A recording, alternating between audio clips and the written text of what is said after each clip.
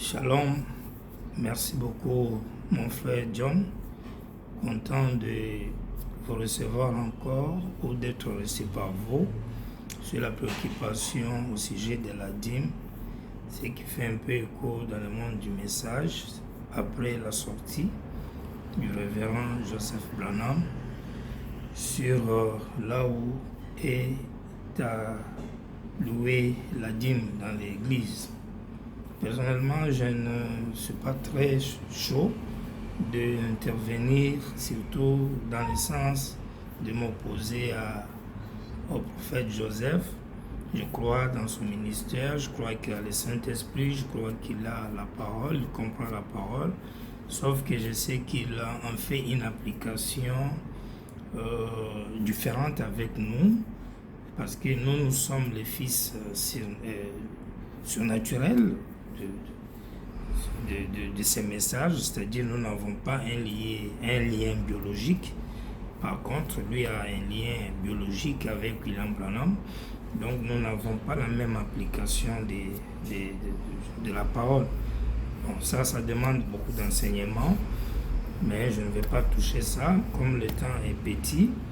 Je voulais tout simplement dire que la dîme, quand on dit qu'elle revient au ministre, le pasteur lui-même c'est d'abord un ministre. Et quand Frère Branham dit qu'il recevait $100 par semaine, ce n'est pas de ça qu'il vivait. Je ne sais pas comment les gens comprennent les choses, mais Frère Branham ne vivait pas de $100 par semaine, non.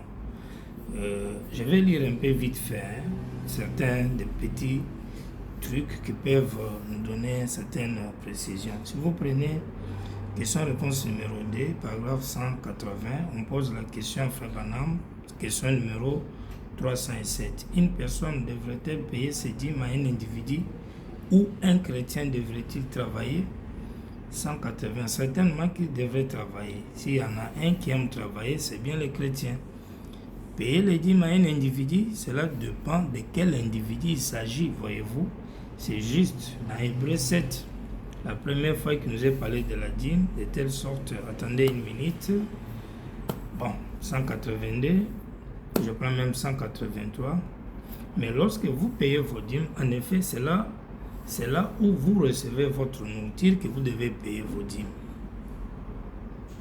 Apportez toutes vos dîmes en ma maison, du trésor, dit l'Éternel. Est-ce juste? Et mettez-moi par ces moyens à l'épreuve, dit l'Éternel, et vous verrez si je n'ouvre pas les écluses des cieux et si je ne répands pas la bénédiction en abondance. J'invite tout homme ou toute femme qui ne paye pas la dîme à accepter cela.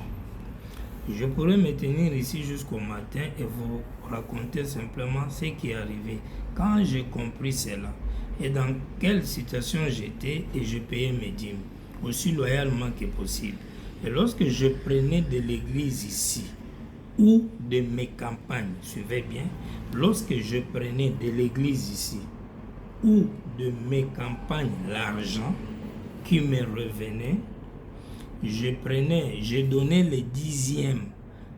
Alors je donnais à des ministres et je donnais le reste à des ministres. Ils payaient un dixième d'abord à Dieu. Il donnait un dixième à l'église, c'est à Dieu. Puis il prenait le reste, il donnait à des ministres. Et quand je ne pouvais pas faire cela, alors voici ce que je faisais. J'ai gardé les 10%, lui prenait un dixième et donnait à Dieu 90%. Donc il n'a pas évolué tout le temps à donner aux ministres comme il faisait là. À un moment, il donnait aux ministres, il enlève dîme, il donne le reste au ministre. Après, il fait l'inverse. Il prend 10% et il donne à Dieu 90%. Puis la loi de l'Amérique m'a dit que je ne devais pas faire cela, que je devais prendre. Et que si je faisais, il fallait payer pour tout cela. Donc je crois bien les taxes. Alors j'ai dû prendre cela et le faire passer dans les œuvres missionnaires à l'étranger. Et ainsi de suite. Et j'ai donc dû prélever juste un salaire de $100 par semaine sur cela et je paye mes dîmes là-dessus. Non, Frère Branham lui-même s'est donné dans sa gestion de l'argent. Frère Branham recevait de l'argent, que ce soit des dîmes, que ce soit des offrandes missionnaires, que ce soit des offrandes d'amour. Maintenant, dans sa gestion, il enlevait avant 1/10, il donne à l'église, le reste à Dieu, le reste il donne au ministre. Puis il a changé, il a commencé à enlever, parce qu'on lui a dit qu'il doit payer des taxes, il a commencé à enlever 90% pour les œuvres de mission, les 1/10 il donne à Dieu. Vous voyez. Puis il lui-même décide d'enlever $100 dans tout l'argent que lui-même reçoit là. Il s'est fait payer, il se donne un salaire de $100 qu'il appelle le salaire que les tabernacles donnent. Ce n'est pas les collèges des diacres ni des AD qui se sont réunis pour fixer un salaire à Frère Branham où l'église avait fait un vote. Non, écoutez bien, il dit, j'ai donc dit prélever juste un salaire de $100 par semaine, c'est cela, et je paye mes dîmes là-dessus. Oui, monsieur, je crois au paiement des dîmes, c'est une des bénédictions de Dieu prouvée comme telle. Vous dites, cela concerne l'Ancien Testament, cela concerne aussi le Nouveau Testament. Quand vous prenez la seconde venue du Seigneur, paragraphe 6, il dit maintenant, et aussi enfin, nous ne sommes pas ici pour chercher l'argent. J'aurais souhaité que nous n'ayons pas à solliciter une offrande dans la réunion. Mais jamais de ma vie je n'ai prélevé une offrande. Jamais de ma vie j'ai prélevé une offrande. Mais dans mon église, là où j'étais pasteur, en tant que prédicateur baptiste, pendant 12 ans, je n'avais jamais perçu un sou comme salaire.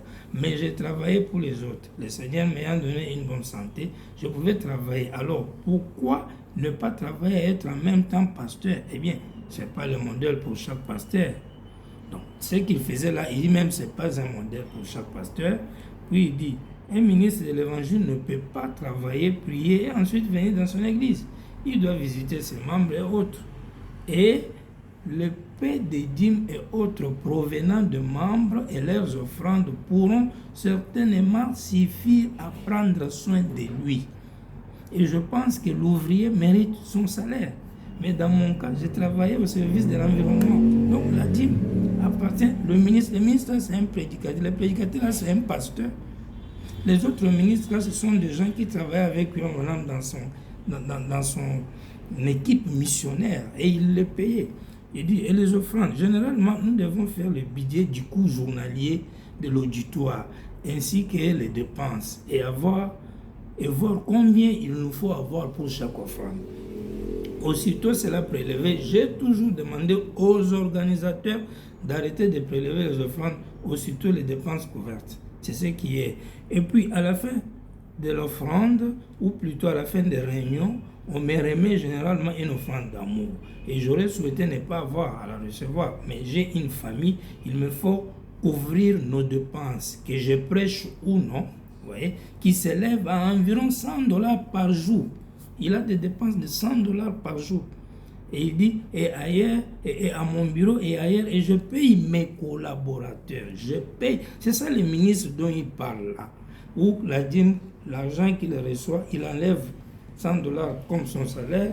Le reste de l'argent, il met dans sa fondation missionnaire. Le reste de l'argent, il donne pour les missions. Le reste, il donne au ministre. C'est sa gestion privée de l'argent que Dieu lui donnait. C'est pourquoi il dit, afin d'être trouvé un bon économe. Ce n'est pas ça un exemple que chaque église pourrait avoir. Parce que nous tous, on aura des fondations où on va prélever l'argent pour mettre dedans. Et nous avons des ministres que nous devons payer.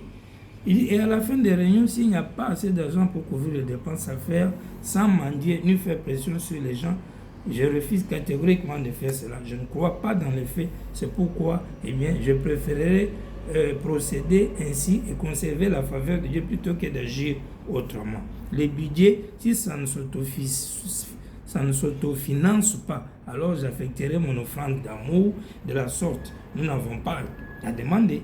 En tant qu'évangéliste, $5,000 l'État, réunion par jour. Mais c'est pourquoi il me faut. Donc, il y a beaucoup d'argent. Jusqu'à, il donne le montant, estimant même à $5,000 de dépenses. Donc, ce n'est pas $100 que Frère Branham vivait avec. Non, $100, c'est trop petit pour lui. Et puis, pour terminer, il y a dans les sermons, les signes. Frère Branham dit, paragraphe 444, regardez, je me rends bien compte, savez-vous quoi? Ce sont vos dîmes et vos offrandes qui me procurent de quoi vivre. Là, ce n'est pas seulement les $100 de salaire qui en 50 ou 45, $100, aujourd'hui en 2025, vaut combien? On va revenir à une émission, Frère John, plus large pour expliquer cette affaire.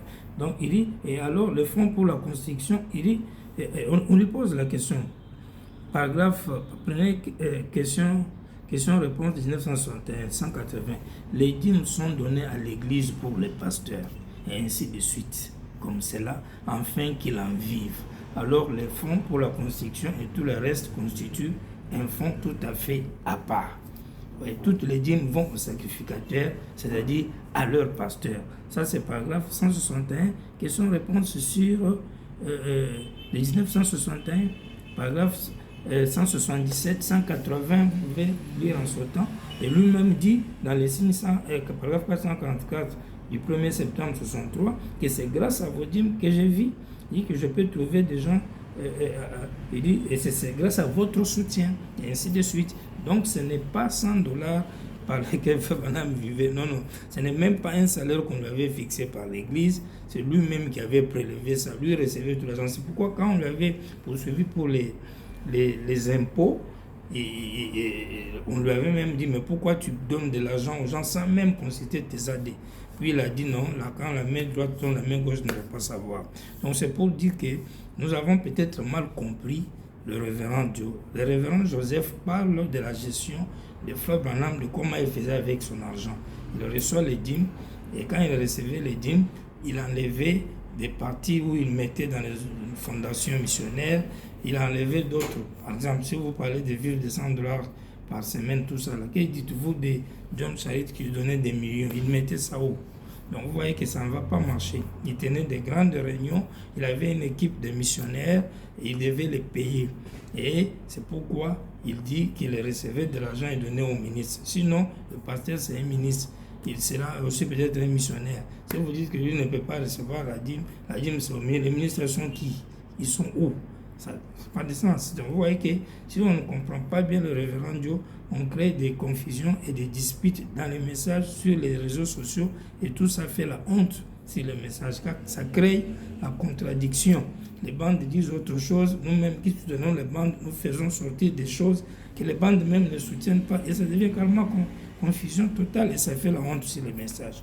Voilà le peu que je pouvais dire, mon précieux John. Je crois que nous allons y revenir dans l'émission, peut-être avec votre disponibilité demain. Et là, on pourra s'élargir par rapport à beaucoup des éléments que nous avons ici. Merci, que le Seigneur bénisse.